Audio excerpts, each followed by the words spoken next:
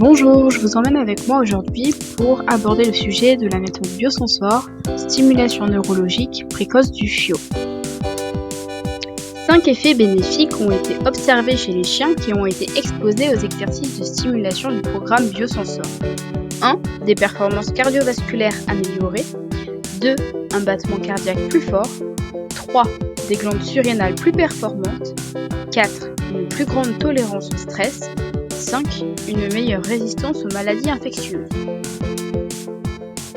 La méthode Biosensor est un programme mis au point dans les années 1970 par l'armée américaine au sein du programme appelé Superdog Programme.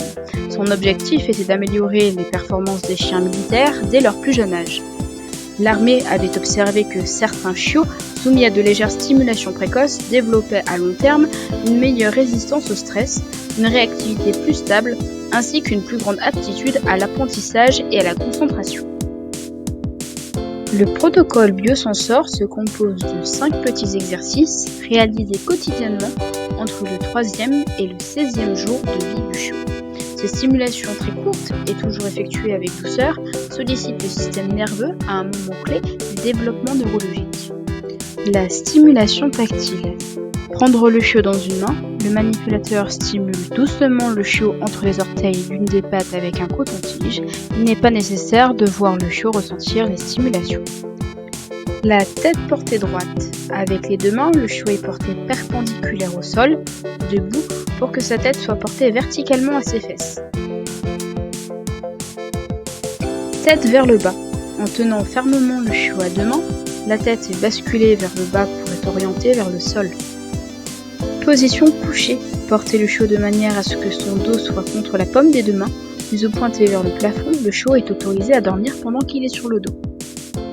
Stimulation thermique. Utilisez une serviette humide qui aura été refroidie dans un réfrigérateur pendant au moins 5 minutes. Placez le chiot sur la serviette, sur le ventre, ne pas restreindre ses mouvements. Une surstimulation du système nerveux peut avoir des effets inverses et délétères.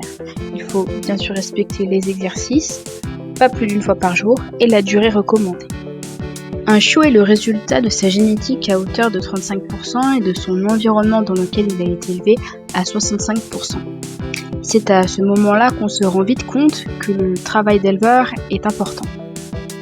Élever un chiot, c'est bien plus que le faire grandir, c'est lui apprendre à avoir confiance, à aimer et à s'épanouir dans le monde qui l'attend, pour devenir un compagnon équilibré et heureux. Bien sûr, je n'ai pas inventé cette méthode moi-même. La personne et le site qui ont le plus contribué à populariser et publier la méthode auprès des éleveurs et du grand public sont Dr Carmen L. Battaglia et son article paru sur Breeding Better Dogs, site américain dédié à l'élevage, qui reprend et explique le protocole ENS Biosensor. Dans mes sources, j'ai également souhaité citer un couple d'éleveurs, de bergers australiens et de Jack Russell, d'Austral et Boréal, que je suis depuis de nombreuses années et que j'admire sincèrement. Leur approche de l'élevage est profondément éthique, bienveillante et respectueuse du chien. L'un d'eux a d'ailleurs été l'un de mes instructeurs et leur travail m'a beaucoup inspiré dans la construction de mon propre protocole de socialisation. N'hésitez pas à aller découvrir qui ils sont, leur philosophie d'élevage, leur travail et la passion qu'ils partagent à travers leur site internet.